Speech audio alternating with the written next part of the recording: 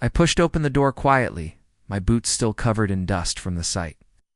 It was late, much later than I had planned, but I wanted to surprise them. Alexandra always said she loved surprises. I smiled to myself, thinking of how her eyes would light up when she saw me home early. Then I heard its soft laughter drifting down the hallway. A woman's laugh, hers, was followed by a man's voice. "Butler," my chest tightened.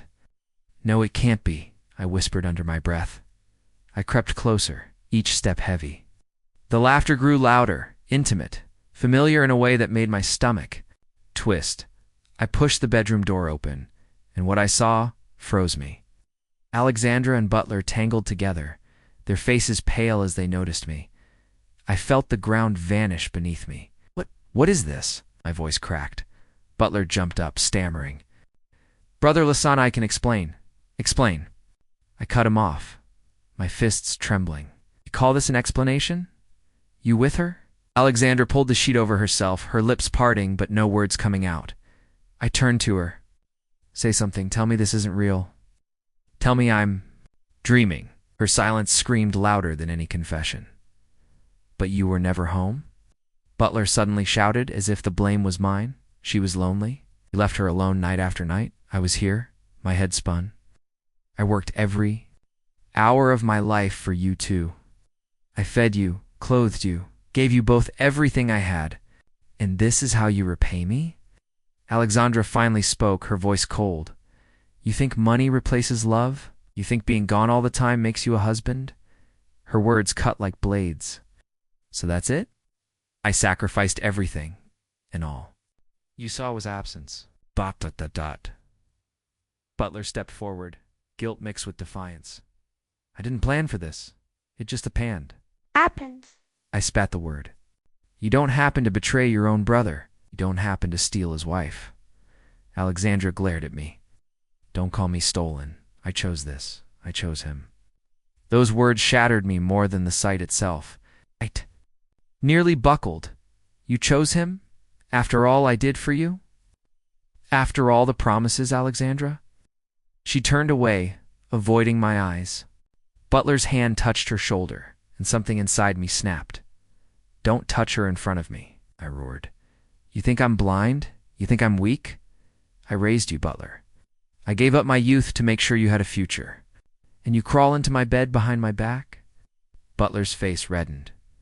"You think I wanted to live under your shadow? Always the little brother, always dependent on you?" Alexandra saw me. Not just the provider, not just the hero. She saw me. I clenched my jaw, tears burning my eyes. "She saw your greed. That's what she saw." Alexandra shot back. "No, I saw a man who was here, a man who listened.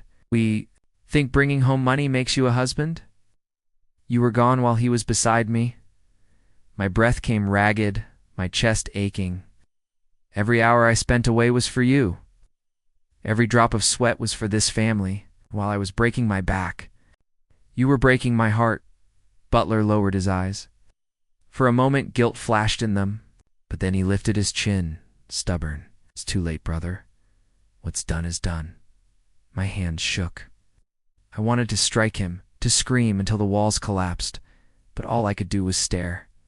"You call me brother, yet you've killed me more completely than any enemy ever could?" Alexandra whispered, almost to herself. "Maybe you were never the man I needed?" I laughed bitterly, though my throat felt raw. "Then why marry me? Why vow loyalty? Why swear love before God and everyone we knew?" She bit her lip but said nothing. Silence stretched, heavy, suffocating. I stepped back, my legs barely holding. I should hate you both. I should tear this house apart with my bare hands. But right now, I feel nothing but emptiness. Nothing.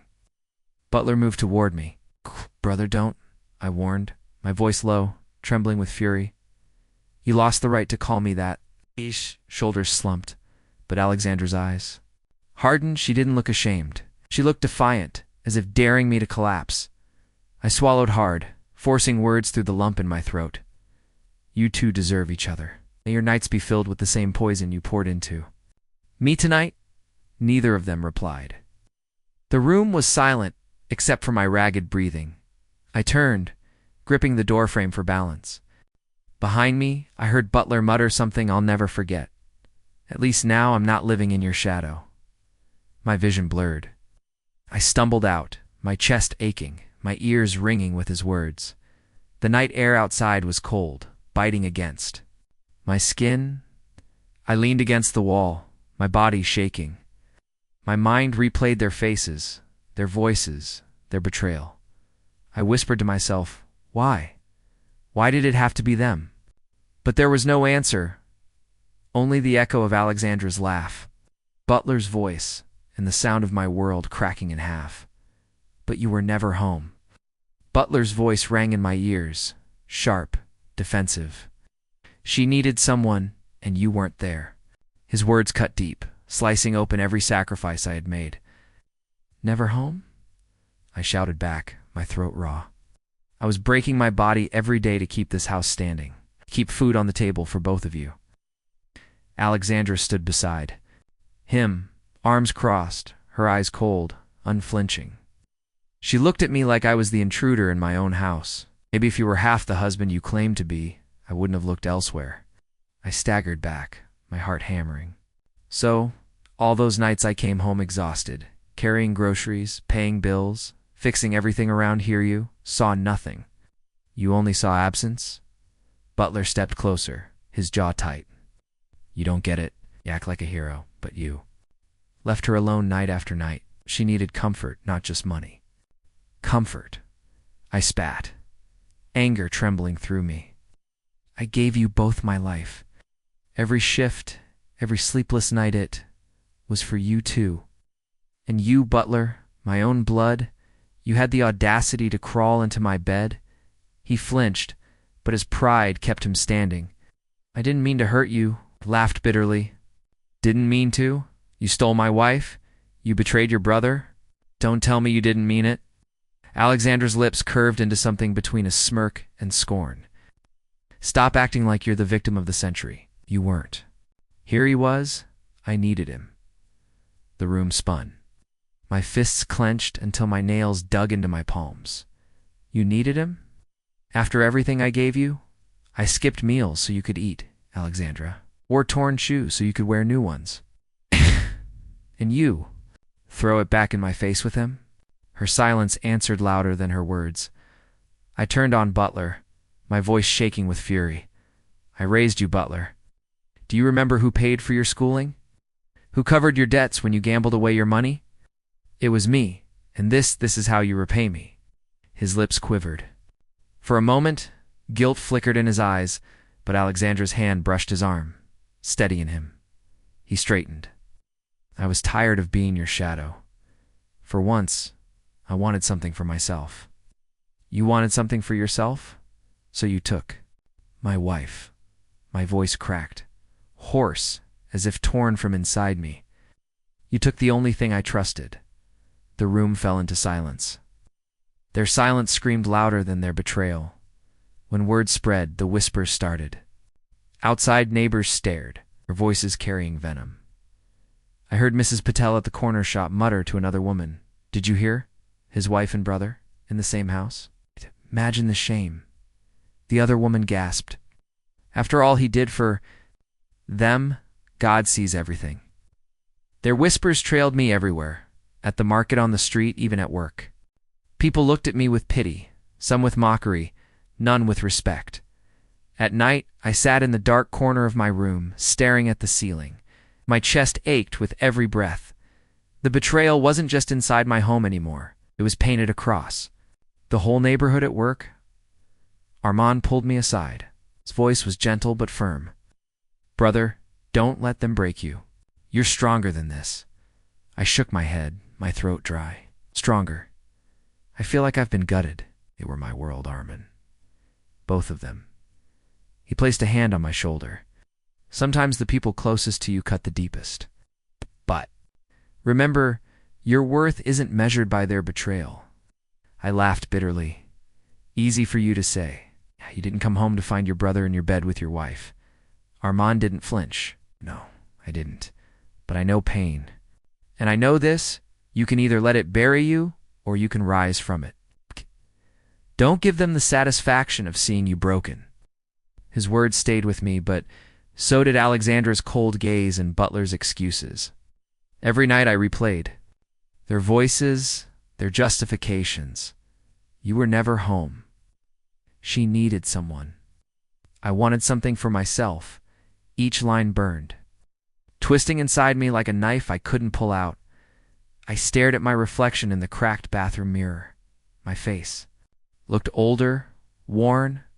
Who am I now? I whispered. A husband without a wife? A brother without a brother? A man stripped of everything? The mirror gave no answer. Outside, laughter carried through the thin walls. Alexandra's laugh. Butler's voice. Each sound was another wound, another reminder that my house was no longer mine, my life no longer mine. Neighbors whispered. Friends pitied me. My dignity crumbled piece by piece. But in the quiet moments, when Armand's words echoed in my head, I felt a faint spark, a whisper of something buried under the ruin. Not strength, not yet, but the beginning of something else. Something. Why are you staring at the machine like it's about to talk back? Armand's voice pulled me from my haze. I blinked at the papers piled on my desk. I can't think straight. Every number turns into her face. Every sound feels like laughter. At me. Armand leaned on the desk, eyes searching mine. You've got to stop letting them own your head. Work is your escape, not your prison. I let out a bitter laugh. Escape. When I walk these halls, I see couples smiling. I hear jokes about loyalty. Even in the bathroom mirror, I see a man who let his world collapse. Stop. His tone sharpened. You didn't collapse. They betrayed you. There's a difference. I look down at my hands, shaking slightly. But everyone pities. Me. That's worse than their betrayal. Hate I could live with, but pity it eats me alive. Armand crossed his arms. Pity only has power if you wear it like a badge. Why do you think they're so bold? Because they think you're too broken to fight back. My jaw tightened, and they're right. Butler walks the street with her like she belongs to him. Neighbors whisper, laugh, and she can't even. Meet my eyes. She acts like I'm invisible. Armand leaned closer. And what are you doing? Sitting in shadows? Drowning yourself? If you don't rise, they'll bury you alive. His words struck me. Rise. How? I'm empty, Armand. Every part of me bleeds. You tell me to rise, but all I want is to disappear. Disappearing is easy. Rising takes courage. Which one do you want to be remembered for? I fell silent, the question stabbing deeper than his advice. Later that evening, I walked home through the narrow streets. Mrs. Patel's voice floated over her balcony. There he is, poor man. Imagine your own blood stealing your wife. Another woman replied, God spared me from such shame. He must have done something to deserve it. Their laughter chased me.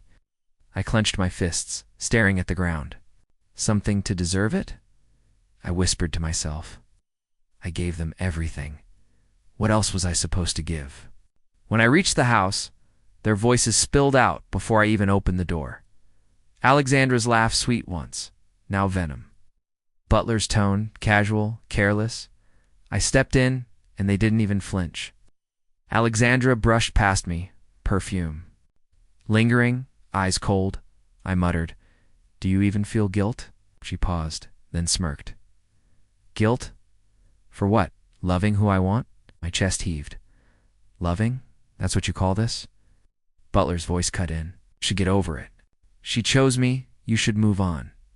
Move on? My voice cracked. Move on from my wife? From my brother? Alexandra rolled her eyes. You're pathetic when you beg. Maybe that's why I stopped looking at you. My hands shook. I never begged for anything in my life. I worked. I bled. I built this life for both of you. Butler smirked. Then thank you for building it for us. Their laughter filled the air, echoing in my skull. I staggered into my room, slamming the door.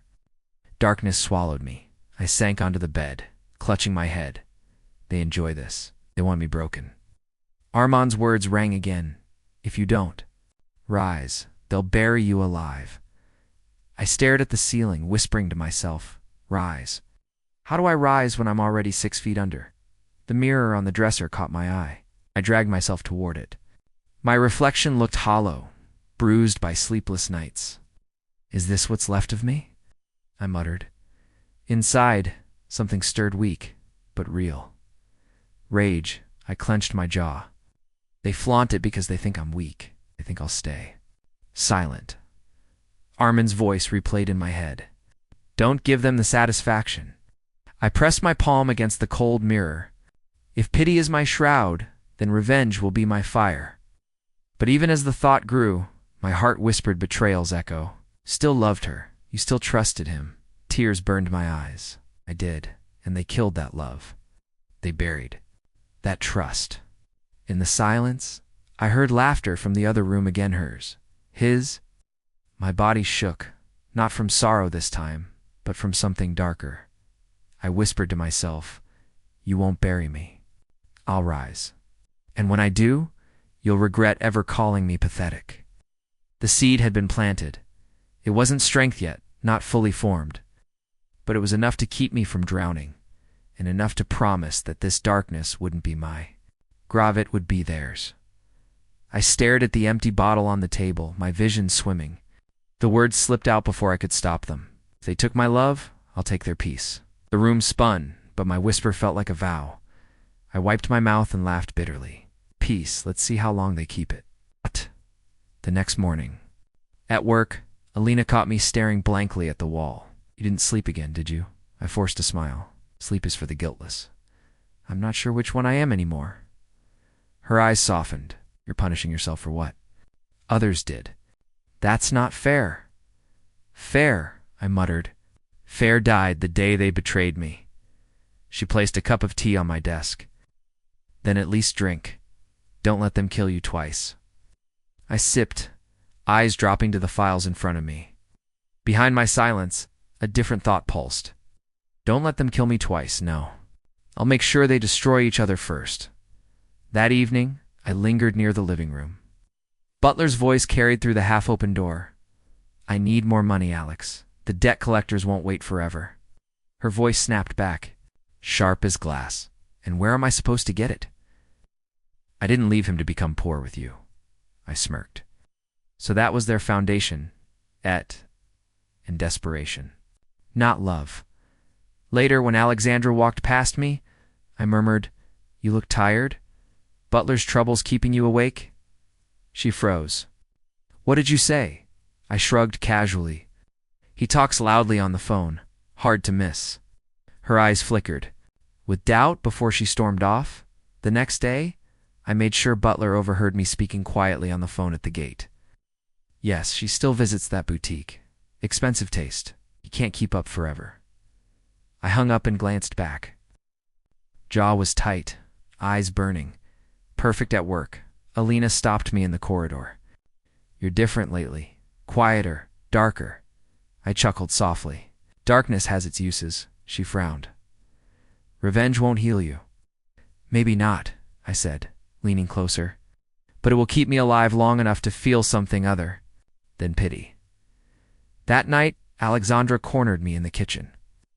You've been saying things to him, haven't you? I widened my eyes innocently. Me. I barely speak to him. Her voice cracked. He accused me of wasting money. He said you told him. I leaned in, whispering, if he doesn't trust you, is that really my fault? She slapped the counter, trembling. You're poisonous. I smiled faintly. No, Alexandra. I just let the truth speak louder. The days passed and the cracks widened. Their arguments grew louder. One evening, I heard Butler shouting, I sacrificed everything for you. You can't stop spending like a queen. Her voice was venom. I didn't leave him for this. You promised me better. Their words slammed against the walls, and I stood in the hallway, savoring every syllable. Later, Alina found me outside the office building, staring at the night sky. You're smiling for the first time in weeks. Why? I tilted my head. Because storms are beautiful, Alina, especially when you're not the one drowning in them. She touched my arm gently. Just don't let the storm take you too. Promise me? For a moment, her kindness pierced the armor around me. I whispered, I'll try. But when I walked home, Alexandra's cold glare and Butler's scowl reminded me of my vow. I whispered to myself, if cracks can form, they can shatter. And when they do, I'll be there to watch. The spark of revenge had... The shouting began before dawn. You think I don't see the way you look at him? Butler's voice boomed through the thin walls. Alexandra's answer cut like a whip. At least he's a man. You can't even provide without drowning in debt. I lay still on my bed, staring at the ceiling, listening as their venom spilled. Every insult was fuel, every scream a song I had composed with careful whispers. Butler stormed out, slamming the door so hard the walls shook. He caught sight of me in the hallway. You enjoying this? He snarled. I tilted my head. Should. His fists clenched. You think she still wants you? She's mine now.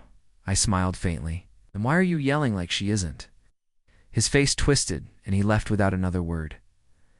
Later in the kitchen, Alexandra glared at me. As she poured tea, you're playing games. I shrugged. I don't need to. You two are doing well enough on your own. She slammed the cup down, accused me of sneaking out last night, said you told him. I sipped my tea calmly. Did you? Nostrils flared. That's not the point. I leaned forward, voice low. If he doesn't trust you, what does that say about him? Or about what you've built together? Her hand trembled, then she stormed off without another word. That evening, I stepped outside for air. Mrs. Patel was already waiting at the gate, eyes gleaming with gossip. Have you heard them lately? Cats fighting. I gave a small nod. She leaned closer. They look more miserable than you ever did. For the first time in weeks, my lips curved into a smile, not from joy, from revenge. The next day at work, Alina noticed. You're smiling again. Why? Because silence speaks louder than words, I replied. Her brow furrowed. You're enjoying this? Maybe? I shrugged. Maybe I've realized I don't have to fight them. They'll fight themselves. She sighed. Just don't let their fire burn you too. I didn't answer. Some flames were worth standing near. When I returned home, another storm awaited. You've been lying to me? Butler shouted. Alexandra spat back. You're paranoid. Not everything is about him. You called me weak. Because you are. I lingered in the hallway, leaning against the wall. Every word piercing like music. Butler's footsteps thundered past me, his eyes bloodshot. You happy now? I looked at him evenly. Shouldn't I be? He cursed under his breath and stormed outside. Alexandra appeared moments later, her face pale with fury. You think this makes you strong? I tilted my head.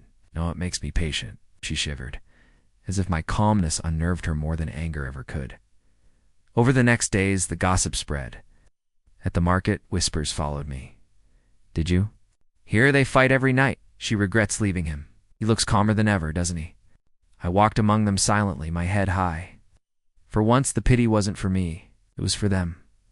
One evening, Mrs. Patel cornered me again. They won't last. Mark my words, that house is cursed now. I gave her a polite smile. Houses aren't. Cursed. People are. Her eyes widened at my tone, but she nodded knowingly. At work the next day, Alina tried once more. You're changing. It worries me. I met her gaze. Sometimes you have to change to survive. Or to destroy. She whispered. Maybe both. That night, their voices echoed again. You're obsessed with him, Butler roared. You brought him into this. Alexandra screamed back. I closed my door, leaning against it, listening to the storm rage outside my room. My silence was their noose, tightening each day. For the first time since betrayal ripped me apart, I felt something solid. Not happiness, not peace. Power, and as their world burned around them, I watched quietly, knowing this was only the beginning. The pounding came first, heavy fists against the front door, rattling the frame like thunder. Open up, Butler. Wait. No, you're in there. I froze in the hallway, listening. Alexandra rushed from the kitchen, eyes wide with fear.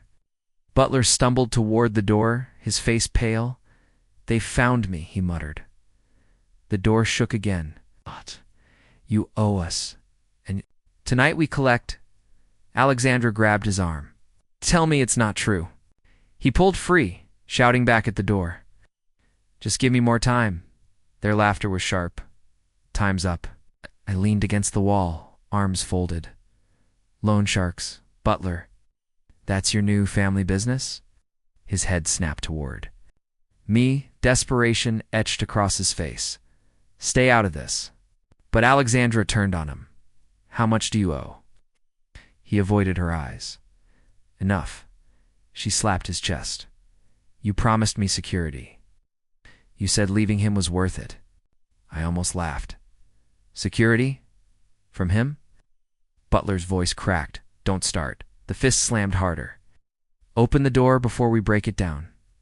Alexandra clutched her hair, trembling. "We're ruined. You lied to me." Butler spun toward me. "Help me. Please, brother. You have money connections. Just this once." His words dripped with desperation. The same man who had stolen my wife now begging at my feet. "You're all I have left," he whispered. I stepped closer, meeting his frantic eyes. "No, Butler. You chose her. Now live with your choice." His lips trembled. "You can't mean that." I turned away, my voice flat. "I do." The door burst open. 3 men entered, broad-shouldered, eyes hungry. One grabbed Butler by the collar. "Where's the payment?" "I'll get it." Butler gasped. "Just give me." The man punched him in the stomach, sending him sprawling. Alexandra screamed. "Pathetic," one of them sneered. "Weeks of lies. Tonight, we take what's ours." Day. Dragged him outside, his cries echoing down the street. Alexandra clutched the wall, shaking. "Why didn't you stop them?" she shouted at me. I looked at her coldly. "Why didn't you stop him when he betrayed me?" Her mouth opened, then closed. She turned away, her hands trembling. The next morning, Butler limped back inside, bruised and broken. His eyes sought mine. "They'll kill me if I don't." "Pay." I sipped my tea slowly. "Then maybe you should run." Alexandra glared at him. "Run, and leave me to deal with them." He reached for her hand, but she pulled away. "I didn't leave comfort for this misery." "But you said you loved me," he whispered. Her laugh was bitter. "I loved the life I thought you could give me." His shoulders sagged. "Please, Alexandra, don't." She cut him off, eyes flashing. "You're weak." Even he looked stronger. Now I set down my cup. "Interesting. Didn't you once tell me he was the better man?" Her face twisted. "Shut up." Butler's voice broke. "Brother, please, I'll do anything. Just lend me the money." I leaned forward, my tone sharp. "Did you think of me when you took her?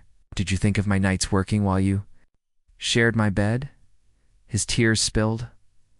"I was wrong. I was selfish. Don't let them kill me." I stood towering over him.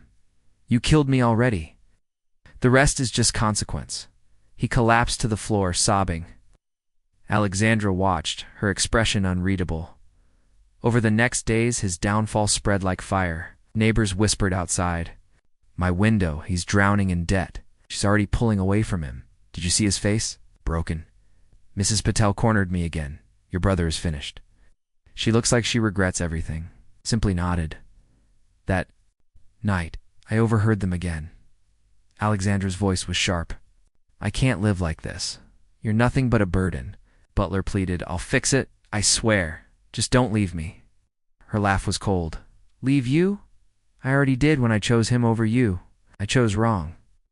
The silence after her words was thicker than any scream. I closed my door quietly, a calm settling over me. The man who once towered above me now crawled, broken.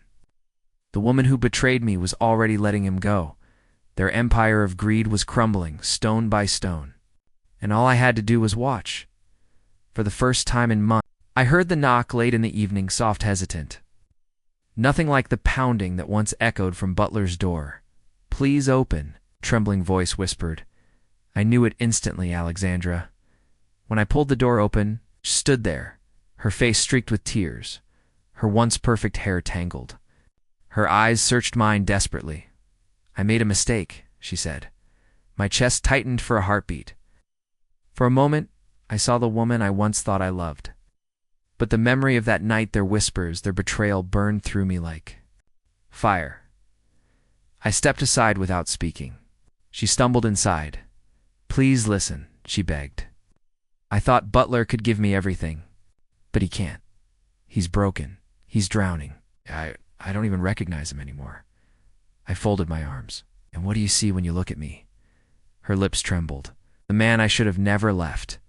I almost laughed. "You should have never left? Or you should have never betrayed?" Her tears spilled faster. I was foolish. I believed him. I believed the promises. But you were the one who worked, who sacrificed. I see it now. I leaned closer, my voice cold.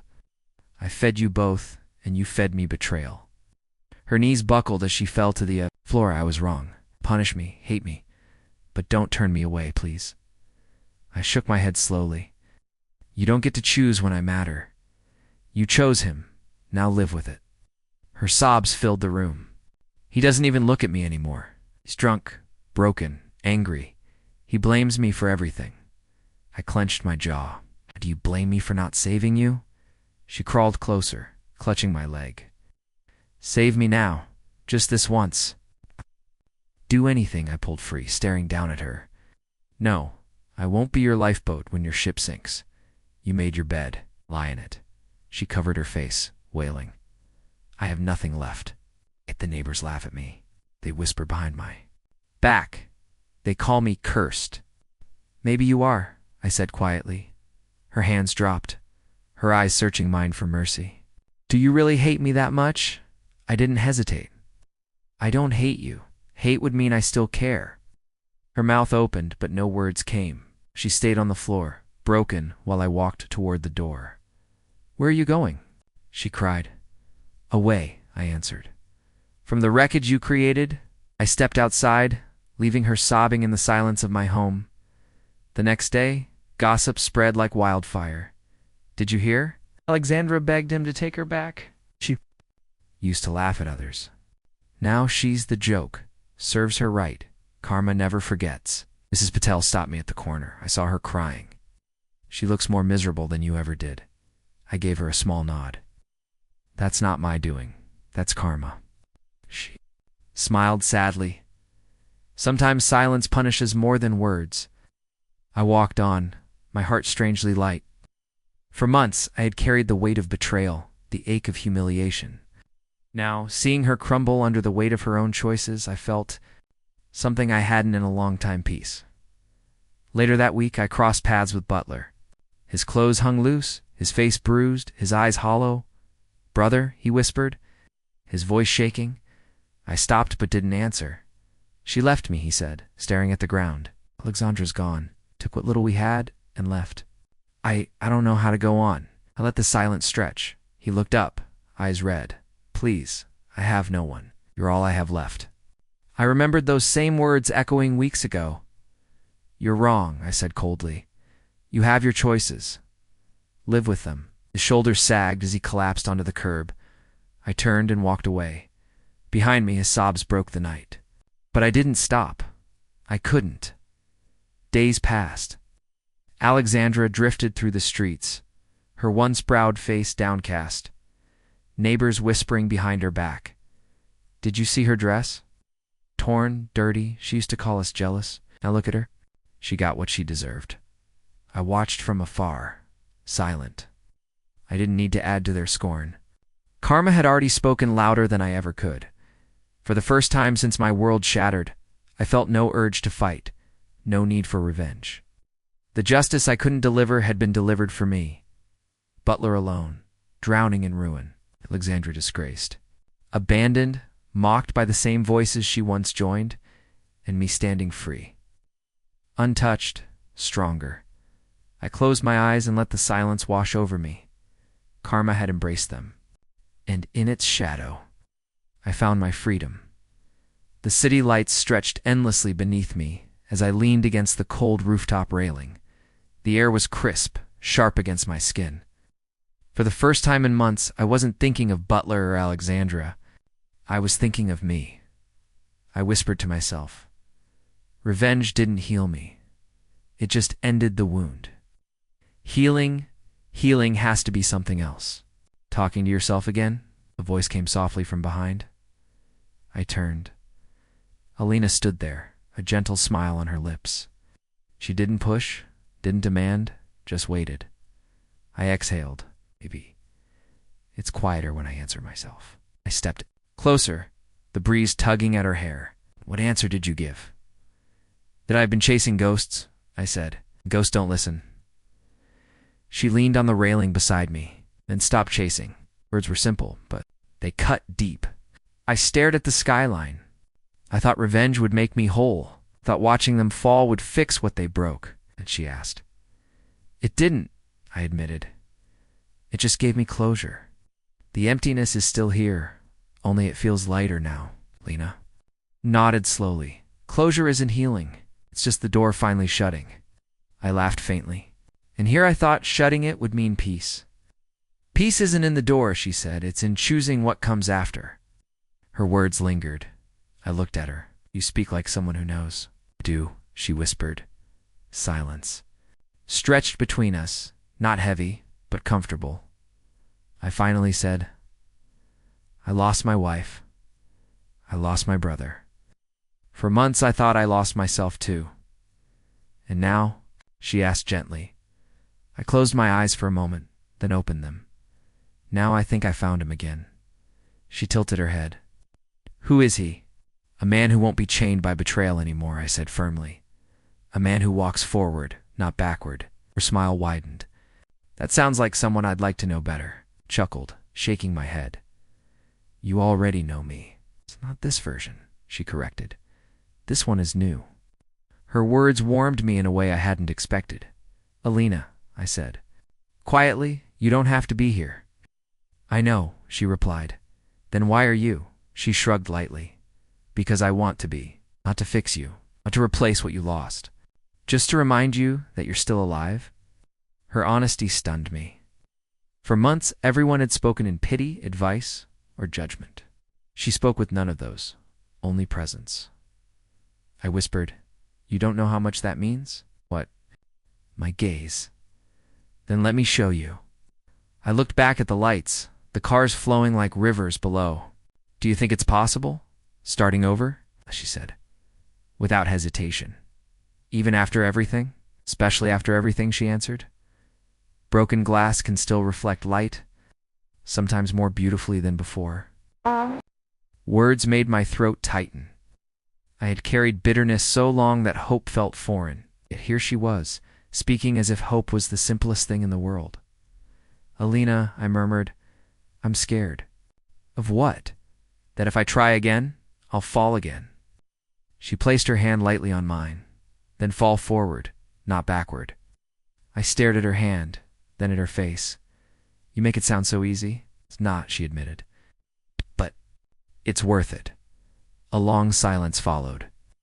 The city hummed below us, indifferent to my struggles, yet alive with endless stories. Finally, I said I thought love was sacrifice, that giving everything made it true. But now, I think love has. To start with, choosing myself first. Her eyes softened. Exactly. Deeply, the night air filling me. I lost my wife, I lost my brother, but in losing them, I found myself. Alina's smile was tender. That's the beginning of everything. For the first time, those words didn't feel hollow. We stayed on the rooftop for hours, speaking. Of small things, her day at work, my memories of the city, the taste of tea at a corner stall we both knew. None of it was heavy. None of it was forced. At one point I asked, Why do you always come when I'm at my lowest? She laughed softly. Maybe because that's when you're finally willing to listen. I smiled despite myself. Maybe. You're right. As the night deepened, I felt something shifting inside me. Not the sharp fire of revenge, not the heavy ache of betrayal. Something gentler. Something steady. Hope. When the clock struck midnight, I stood looking once more at the lights. "Alina," I said, "yes. I'm walking into a new life. Not because of revenge, not because of anyone else. Because I choose me." She rose beside me. "Then walk." "I'll walk too." I looked at her, searching for hidden expectation, for demand. But there was none. Just presence, just choice. I whispered, "Thank you." She shook her head. "Don't thank me. Thank yourself. You made the choice." Her words settled in my chest. For the first time, I felt free. As we left the rooftop, the city still glittered, alive with countless possibilities.